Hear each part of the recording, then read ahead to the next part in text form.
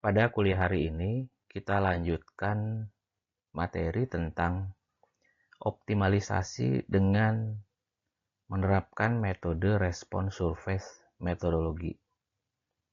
Simak dan dengarkan penjelasan saya berikut ini.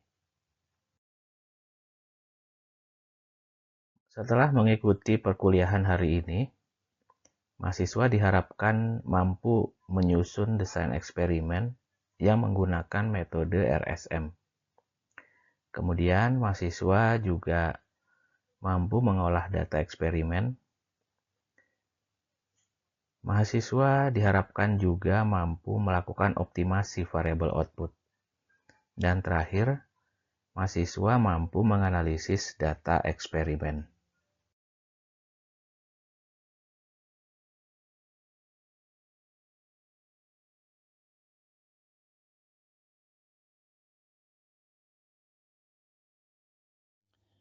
Pada kuliah kali ini, kita akan berdiskusi sebuah metode baru yang sering digunakan di dalam pelaksanaan eksperimen.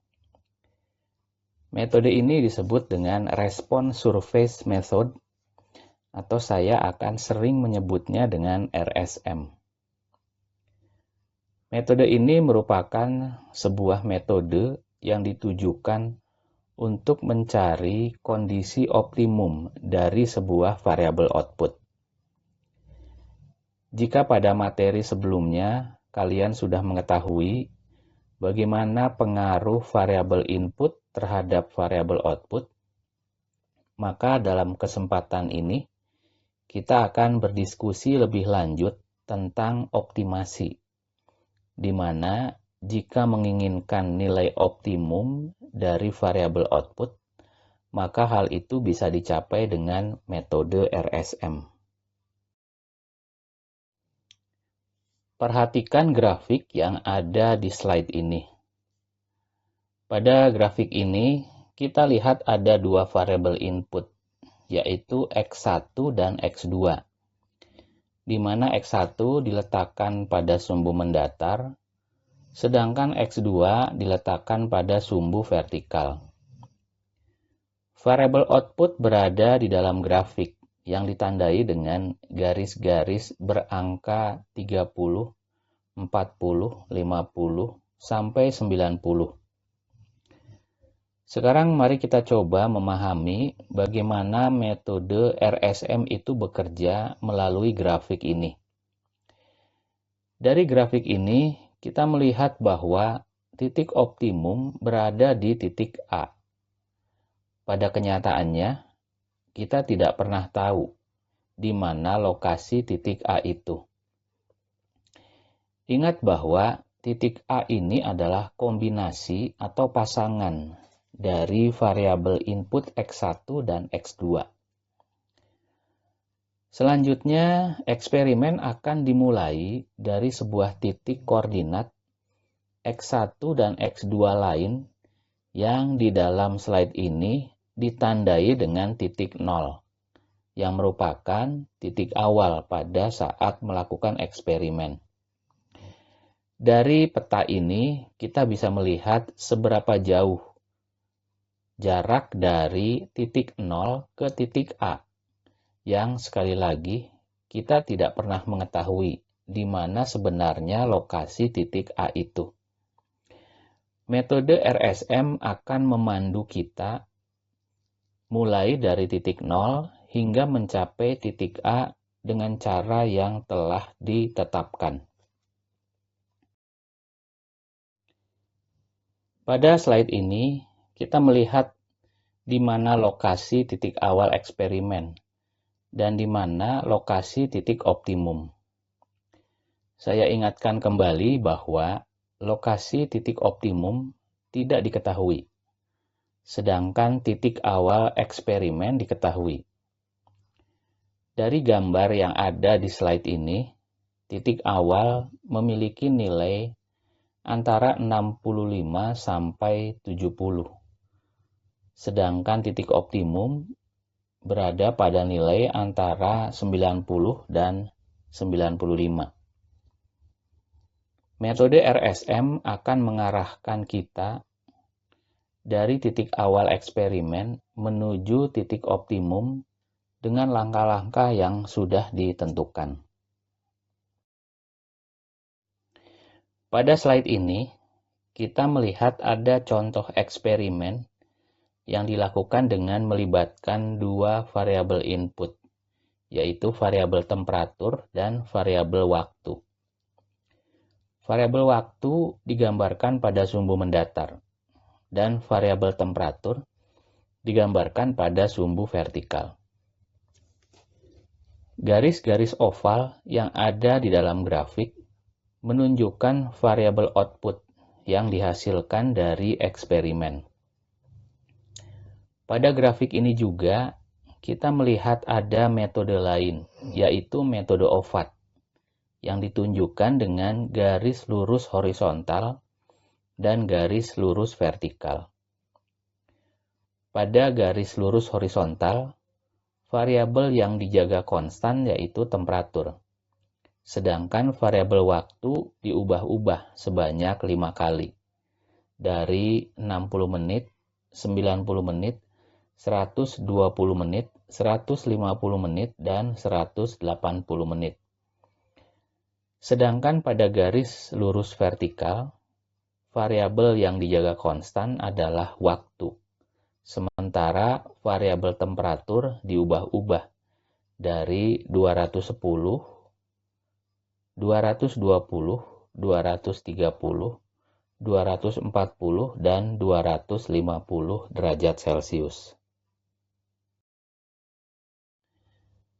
Saya ingatkan kembali bahwa di dalam metode OVAT ada variabel input yang harus dijaga konstan dan ada variabel input lain yang diubah-ubah. Misalnya, jika dalam eksperimen terdapat 3 variabel input, maka dengan metode OVAT 2 variabel input harus dijaga konstan. Sementara 1 variabel input lainnya bisa diubah-ubah. Berbeda dengan metode desain faktorial atau factorial design, semua variabel input bisa diubah secara bersama, yang menghasilkan kombinasi-kombinasi. Sebagai contoh dalam grafik ini, kita ambil sebuah titik pada temperatur 220 derajat Celcius dan waktu 90 menit. Maka akan menghasilkan variabel output sebesar 60. Kemudian jika kita mengubah kedua variabel dengan contoh lain, misalnya temperatur 200 derajat Celcius dan waktu 90 menit, maka akan menghasilkan variabel output sebesar 70. Untuk variabel lain lagi, misalnya temperatur diatur pada 240 derajat Celcius dan waktu 60 menit, maka akan menghasilkan variabel output sebesar 60. Kembali pada metode RSM yang sudah dijelaskan di awal kuliah ini, bahwa metode ini digunakan untuk memperoleh nilai optimum dari variabel output dengan cara mengubah-ubah variabel input. Secara grafis, metode RSM dilaksanakan seperti terlihat pada grafik di slide ini. Dari grafik itu, metode RSM dibagi menjadi 3 langkah, yaitu yang pertama disebut dengan initial first order, yang ditandai dengan titik-titik bertanda X. Kemudian langkah kedua adalah path of steepest ascent, atau saya singkat dengan PSA, yang ditandai dengan segitiga. Kemudian langkah ketiga adalah second first order, yang ditandai dengan lingkaran penuh dan lingkaran kosong. Saya akan menjelaskan setiap langkah yang ada pada metode RSM dengan melihat pada grafik yang menghubungkan antara variabel input temperatur, waktu, dan variabel output. Variabel temperatur digambarkan pada sumbu vertikal, variabel waktu pada sumbu horizontal, dan variabel output digambarkan di dalam grafik. Pertama-tama kita melihat pada titik-titik di dalam area lingkaran yang diarsir. Pada lingkaran itu, terdapat titik X sebanyak 7 titik dengan 4 titik di pojok dan 3 titik di tengah. Titik X merupakan kombinasi dari variabel input temperatur dan waktu. Sebagai contoh misalnya, titik X yang ada di kiri bawah yang merupakan kombinasi dari temperatur 127 derajat Celcius dan waktu 70 menit. Kemudian setelah dilakukan eksperimen, dihasilkan output sebesar 54,3. Kita lihat titik X lain di bagian kanan atas yang merupakan kombinasi temperatur 132 derajat Celcius dengan waktu 80 menit. Kedua kombinasi variabel input itu menghasilkan output sebesar 68. Jika dituliskan dalam bentuk tabel, maka rancangan eksperimen atau desain eksperimen yang menerapkan metode RSM dapat dituliskan seperti yang ada di slide ini. Sebagai contoh, perhatikan di dalam initial first order, rancangan eksperimen variabel temperatur dan waktu diperlihatkan dengan kombinasi angka-angka 127 dan 70, kemudian 132 dan 70, dan lain sebagainya. Setelah semua rancangan variabel temperatur dan waktu disusun, kemudian eksperimen dilaksanakan dan menghasilkan angka-angka di bawah kolom output. Di dalam langkah pertama, yaitu initial first order, kita melihat 7 titik X dengan 7 kali eksperimen. Di masing-masing pojok, dilakukan 1 kali eksperimen yang menghasilkan output sebesar 54,3, 60,3, 68, dan 64,6. Kemudian 3 kali eksperimen lagi dilakukan yang ditandai di titik tengah, menghasilkan nilai output sebesar 60,3, 64,3, dan 62,3. Setelah melakukan initial first order, dilanjutkan dengan langkah kedua, yaitu PSA. PSA ini digambarkan dengan garis putus-putus dengan kemiringan tertentu, yang diawali dari titik X tengah. Titik-titik PSA ditandai dengan segitiga, yang menghasilkan output eksperimen sebesar 73,3, kemudian 86,8, dan titik ketiga yaitu 58,2.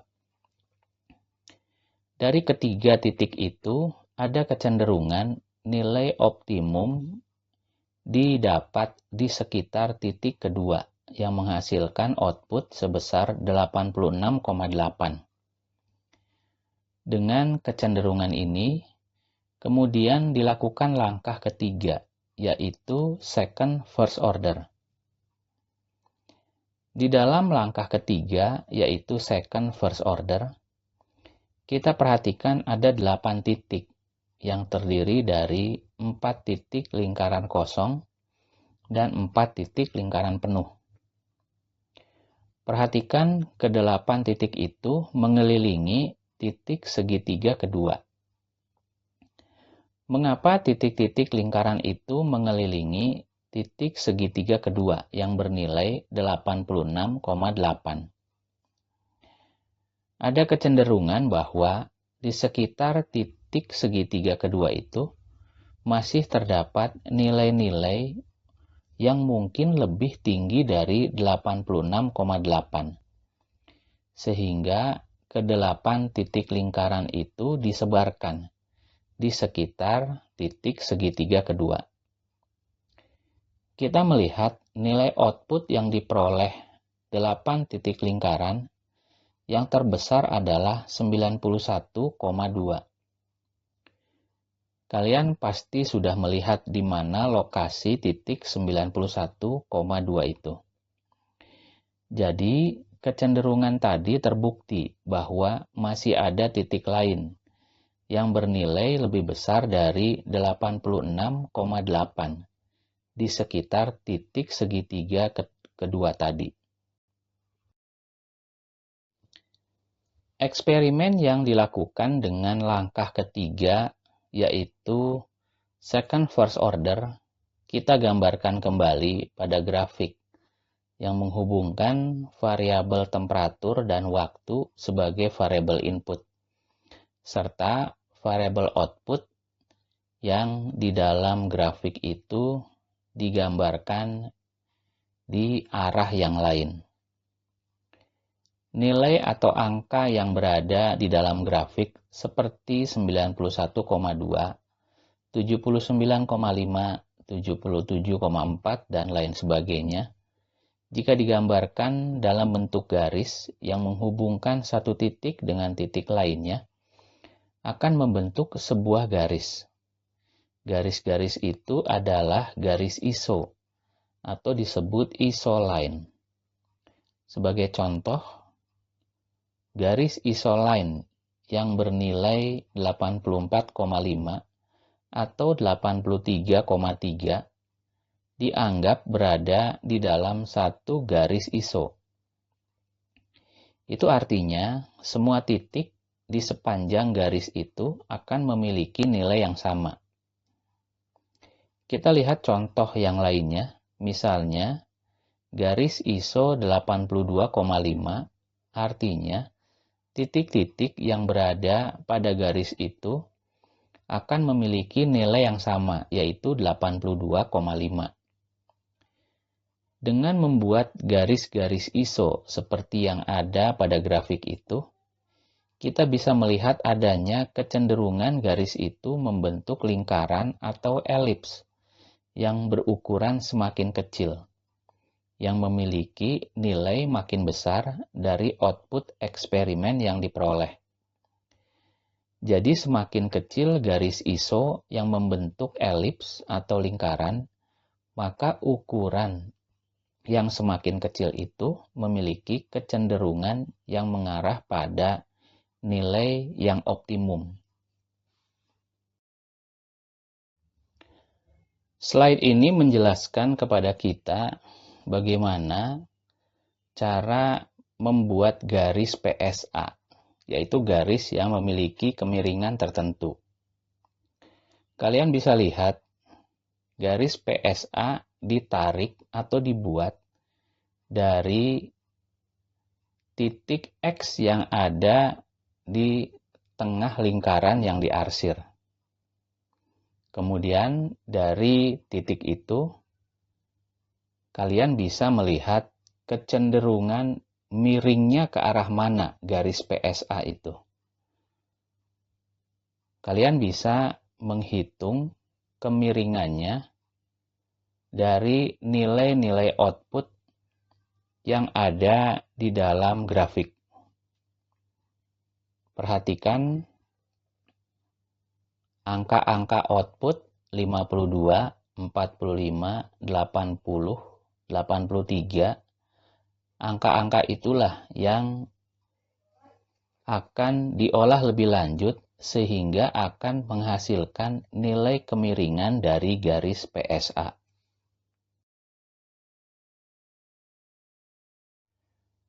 Perhatikan garis PSA yang ada di dalam grafik.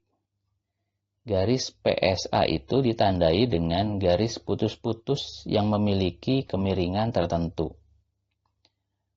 Tugas buat kalian di rumah, hitung berapa kemiringan dari garis PSA itu. Untuk menghitung kemiringan garis itu, kalian harus menggunakan data-data eksperimen dari langkah initial first order.